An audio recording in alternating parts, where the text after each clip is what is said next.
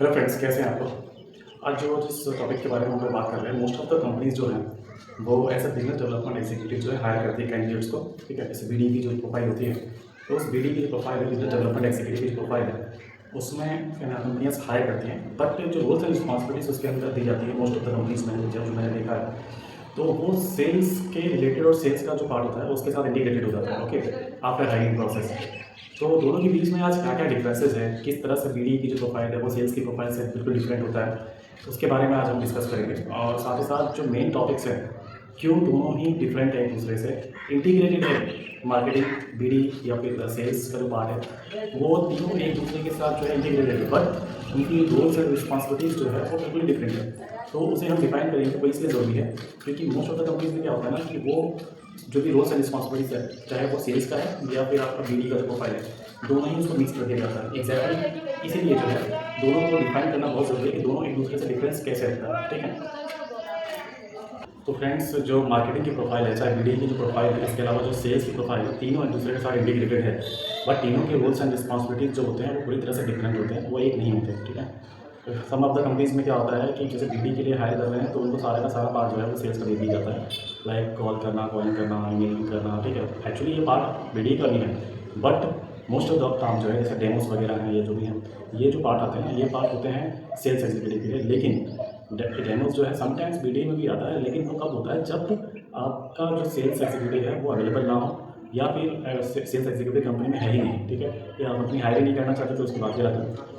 इस चीज़ों में जो है कई जगह पे ये चीज़ें डिफाइन होती हैं। लेकिन अब मैं आपको बता देता हूँ कि जो सेल्स का जो पॉइंट्स है या फिर सेल्स जो है और जो बीडी है वो दोनों एक दूसरे के साथ डिफरेंट कैसे होता है। ठीक है, दोनों के बीच का डिफरेंस क्या है, कौन कौन से पॉइंट्स है जिसमें जो है दोनों के दोनों डिफरेंट होते हैं, तो उन्हें जो है हम यहाँ पे क्लैरिफाई और डिफाइन करेंगे। ठीक है, तो जो पॉइंट्स वगैरह हैं मैं आपको बता देता हूँ। सबसे पहले कौन कौन से पॉइंट्स हमें जो है ध्यान रखने होते हैं।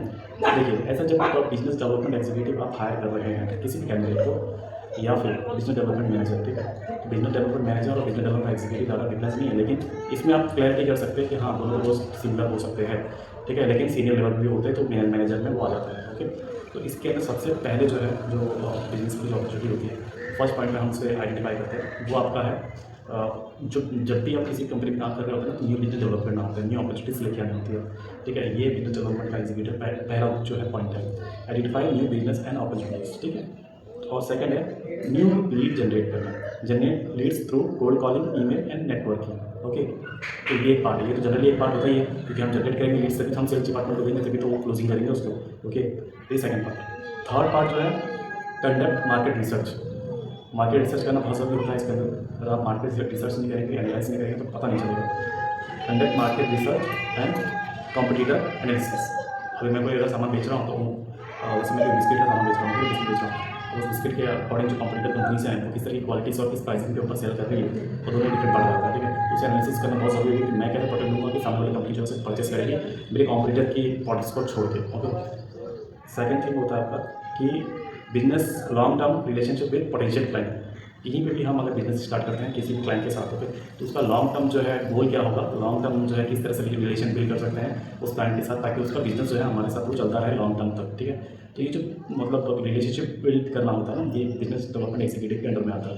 ठीक है, अभी 6 पॉइंट जो है वो आपका वो है एक्सपांड कंपनी मार्केट रिसर्च, यानी कि रिसर्च और रीच भी आप कह सकते हैं। Expand company market reach, like अभी देखिए कि आप अगर सॉफ्टवेयर कंपनी में काम कर रहे हैं, मैन्युफैक्चरिंग कंपनी में काम कर रहे हैं, भी काम कर रहे हैं, और अब द कंपनी क्या करती है ना कि मैं वो अपने बिजनेस को डोमेस्टिकली जो है मतलब आप डोमेस्टिकली उसको जो है रीच आउट करने की कोशिश करती है पूरा पैन इंडिया में, या फिर इसके अलावा अगर हम देखें तो ऑल ओवर इंडिया में या फिर all over across world view करने की मतलब कोशिश करती है। हर कंपनी चाहती है कि मेरा बिजनेस जो है वो ग्लोबली एक्सपांड हो और डेवलप हो। ओके, ये सारी चीज़ें जो है उसके अंडर में आती है, रिसर्च करना आगे करना जो भी आता है। ठीक है, लेकिन उससे पहले ये होना चाहिए कि जो प्रोडक्ट है वो पूरी तरह डेवलप होना चाहिए, तभी तो आप प्रपोजल दे पाएंगे, प्रेजेंटेशन दे पाएंगे किसी B2B या फिर बड़े क्लाइंट को। इसके अलावा जो है collaborate with market terms for company campaigns. ठीक है, जो भी कंपनी की जो मैंडेटरी टर्म्स है, सॉरी मैंडेटरी टीम्स है आपकी, ठीक है, मार्केटिंग टीम्स है, सॉरी, आपको जो है कोलैबोरेट करना आना चाहिए आपके मार्केटिंग टीम के साथ फॉर कंपनी कैंपेन्स। ओके, ये बहुत होता है, यानी कि सेम एज देखिए मार्केटिंग कैंपेन्स होता है ना, जैसे कि इन्फ्लुएंसर है या फिर गूगल एडसेंस है, यूट्यूब, सोशल मीडिया है, प्रिंट मीडिया है, फिर ये मार्केटिंग में आ जाता सारा का सारा। अब इन मार्केटिंग के अंदर जो है आपको कोलैबोरेट करना होना चाहिए इनकी टीम के साथ, ताकि उनमें लीड जनरेट हो सके। एक्चुअली इंटीग्रेटेड एक दूसरे के साथ है ऑलरेडी, मैंने आपको स्टार्टिंग में ही बताया, तो वैसे ही होता है इसके अंदर। फिर इनिशिएट करना होता है, जो आपका फर्स्ट प्रॉस्पेक्ट है उसको जो है उसके साथ कॉन्टैक्ट करना होता है, ये भी उसके अंदर आता है। Focus on brand awareness and client acquisitions, ठीक है। जो अपना ब्रांड है, ठीक है, ब्रांड को कैसे अवेयर कर सकते हैं क्लाइंट के साथ और कैसे उसको डेवलप कर सकते हैं, ये सारी चीज़ें भी इसके अंदर ही आती हैं। Work on top on sales funnel, work on the top sales funnel का मतलब ये है कि आपको इस तरह से वर्क करना है कि जो सेल्स टीम है वो इस काम को, जैसे लीड्स वगैरह आना है, अगर 100 लीड्स आ रही हैं, 200 लीड्स आ रही हैं, तो तभी तो हम सेल्स एग्जीक्यूटिव का एग्जीक्यूट कर पाएंगे कि आपने इस पर बात करनी है और इसको जो है आप क्लोजिंग लेके आनी है, ताकि जो रेवेन्यू है कंपनी के लिए वो जनरेट हो सके, ठीक है। तो ये कुछ रोल्स एंड रिस्पॉन्सिबिलिटीज़ है जो कि बिजनेस डेवलपमेंट एग्जीक्यूटिव के अंडर में आती हैं, ओके। अब हम देख लेते हैं कि सेल्स का पार्ट जो है उसके अंदर कौन कौन सी जो है रोल्स एंड रिस्पॉन्सिबिलिटीज आती हैं, ठीक है। दोनों ही एक दूसरे से डिफरेंट है लेकिन इंटीग्रेटेड है एक दूसरे के साथ, लेकिन तो फिर ये हमें नहीं करना है कि जो सेल्स के लिए बंदा है वो बीडीए का वर्क कर, चलो ठीक है, सेल्स का बंदा जो है बीडीए का वर्क कर सकता है, लेकिन जो बीडीए के वर्क पर ऑलरेडी वर्क कर रहा है वो बंदा, अगर वो कैंडिडेट अगर सेल्स का वर्क करेगा तो वो अपना काम नहीं कर पाएगा, सीधी सी बात है। तो सेल्स का जो पार्ट है वो बीडी की प्रोफाइल से अलग है, दोनों ही अगर वर्क करेगा तो उसका बर्डन बढ़ जाएगा बिजनेस डेवलपमेंट एग्जीक्यूटिव का। सेल्स के पार्ट के लिए अच्छा है क्योंकि वो नई स्किल सीखेगा, वो डेवलप कर सकता है आगे, ठीक है। ये डिफरेंट है दोनों के बीच में, बता देता हूँ भाई सेल्स के पार्ट में क्या क्या आता है, ठीक है। भाई सेल्स के पार्ट में अगर आप देखेंगे तो सबसे पहले जो है कन्वर्ट लीड, जो भी लीड्स देते हैं बिजनेस डेवलपमेंट एग्जीक्यूटिव या मार्केटिंग, उन लीड्स को कन्वर्ट करना, उनको पेइंग क्लाइंट्स बनाना, okay. Gives product service potential presentation as demos, okay. Product का प्रेजेंटेशन देना और उसका डेमो देना क्लाइंट्स को, ये सेल्स का part. Handle client objections and queries, okay. And third fourth है आपका negotiation price and terms. Fifth है आपका close sales deals, close sales deals, ठीक है, ये आपका फिफ्थ है। Follow up with interested clients, जो भी क्लाइंट इंटरेस्टेड है उनके साथ फॉलो अप करते रहना, ठीक है। जस्ट लाइक किसी क्लाइंट से हमारी बात हुई, वो इंटरेस्टेड नहीं लगे, उसने कहा कि मैं थोड़ा देखना तो चाहता हूँ लेकिन आफ्टर सम डेज, तो आप कॉल फॉलो अप करेंगे उसका, ये सेल्स का पार्ट है। Achieve sales target and revenue growth, ठीक है।